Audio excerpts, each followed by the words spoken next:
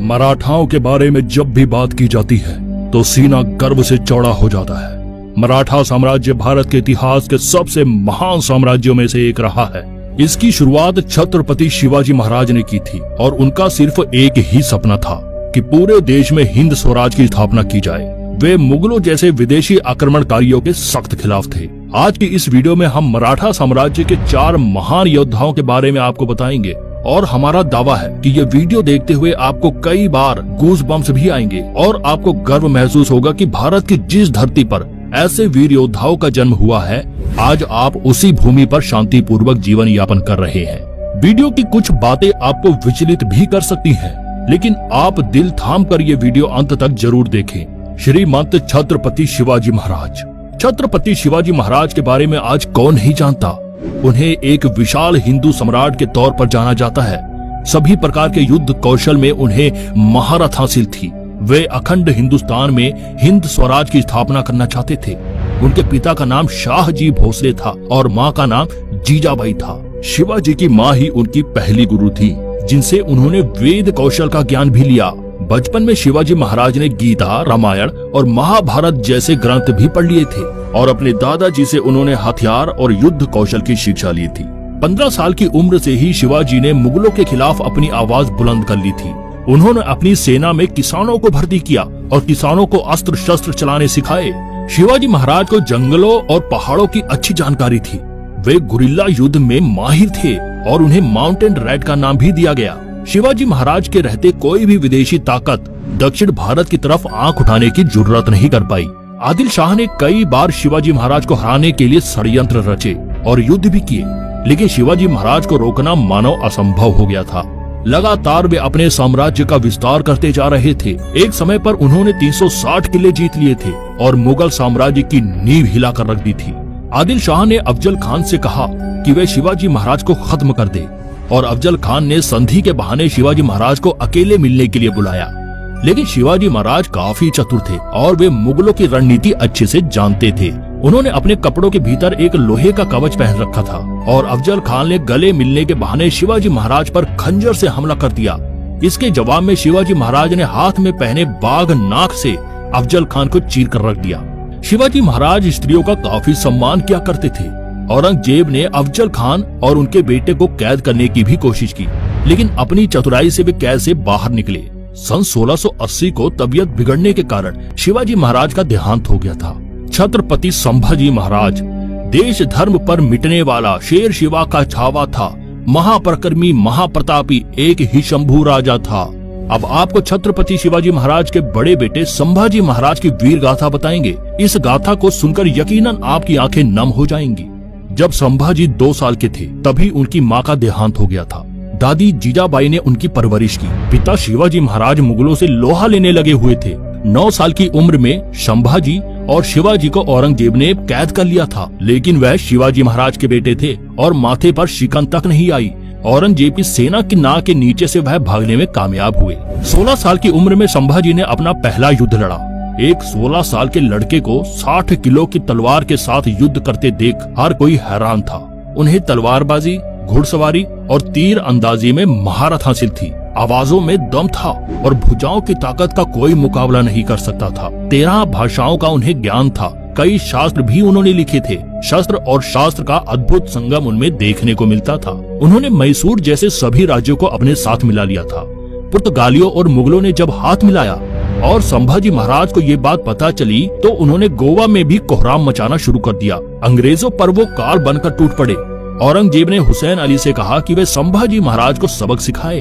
तब हुसैन अली ने कहा कि वे केवल 2 दिन में ही जीतकर वापस लौट आएंगे। संभाजी महाराज के पास 20,000 की सेना थी और मुगलों के पास 8 लाख सैनिक थे, लेकिन संभाजी महाराज मुगलों पर भारी पड़ते नजर आए।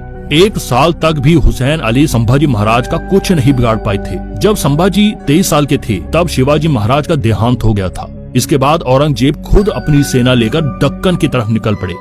9 साल तक औरंगजेब को संभाजी महाराज ने खूब दौड़ाया, लेकिन औरंगजेब के हाथ कुछ नहीं लगा। इन 9 सालों के दौरान उत्तर भारत के पंजाब, बुंदेलखंड और राजस्थान में स्वराज स्थापित हो गया था। लेकिन अंत में संभाजी महाराज के साले गड़ोजी शिर्के ने उन्हें धोखा दे दिया और मुगलों को संभाजी के गुप्त रास्ते की जानकारी दे दी। औरंगजेब ने संभाजी और उनके परम मित्र और सलाहकार पंडित कलश को बंद करवा दिया। औरंगजेब ने संभाजी महाराज के आगे 3 शर्तें रखी। पहली, मराठा साम्राज्य उन्हें सौंप दो।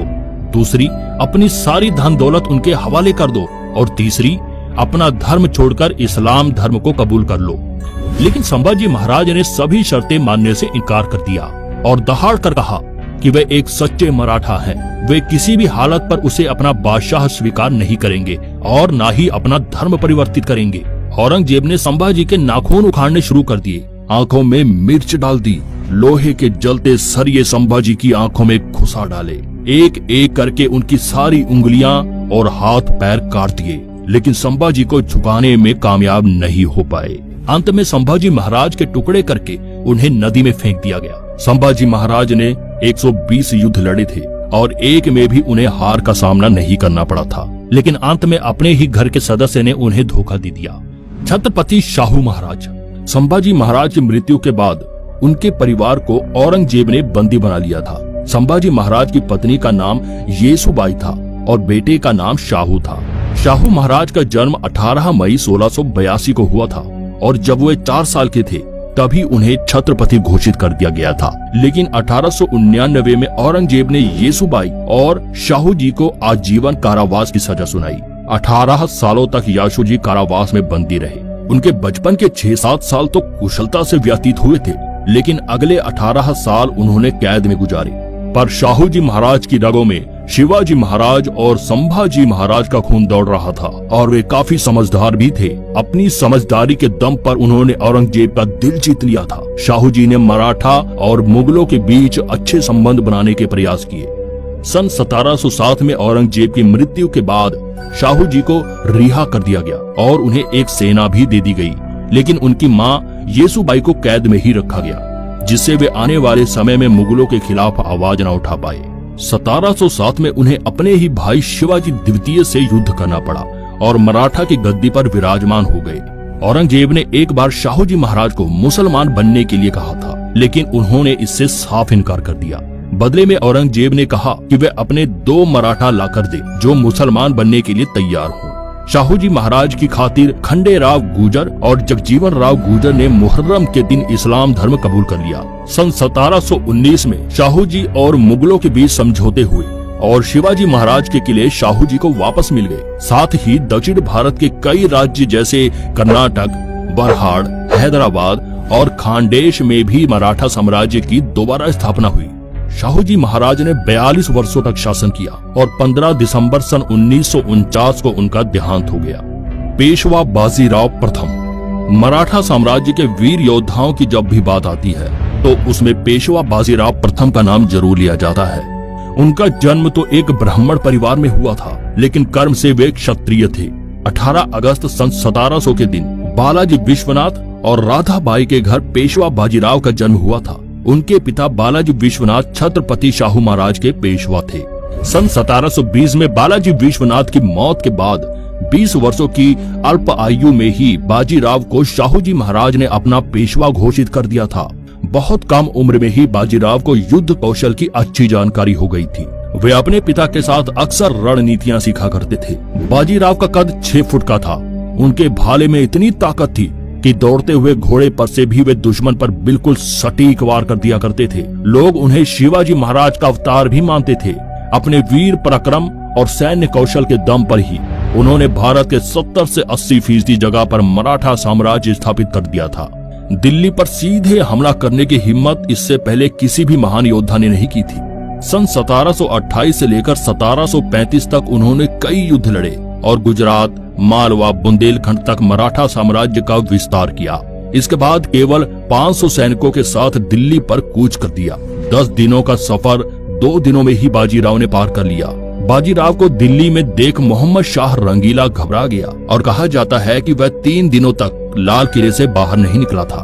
बाजीराव को परास्त करने के लिए रंगीला ने मीर हसन कोका को मैदान में भेजा, लेकिन मीर हसन की 10,000 सैनिकों के सामने बाजीराव के मात्र 500 मराठा सैनिक भारी पड़ते नजर आए। इसके बाद भोपाल के निजाम को भी बाजीराव ने परास्त कर दिया। शिवाजी महाराज के बाद बाजीराव ही गुरिल्ला युद्ध में सबसे पारंगत साबित हुए। निजाम के हारने के बाद सन 1738 में अपनी जान बचाने के लिए मराठा साम्राज्य को 50 लाख मुद्राओं का हर्जाना भी दिया। उत्तर से लेकर दक्षिण तक हर जगह मराठा साम्राज्य का बोलबाला था। बाजीराव ने अपने जीवन में 2 शादियां की थी, पहली काशीबाई से और दूसरी मस्तानी से। साल 2015 में आई फिल्म बाजीराव मस्तानी में बाजीराव की प्रेम कहानी तो आप सभी ने देखी होगी। सन 1740 में नर्मदा नदी के किनारे मालवा में शिवाजी महाराज की लू लगने के कारण तबीयत बिगड़ गई और उनकी मृत्यु हो गई। यदि वे कुछ साल और जीवित रहते तो भारत को बहुत साल पहले ही मुगलों से आजादी मिल चुकी होती। तो दोस्तों, ये थे मराठा साम्राज्य के 4 सबसे महान योद्धा।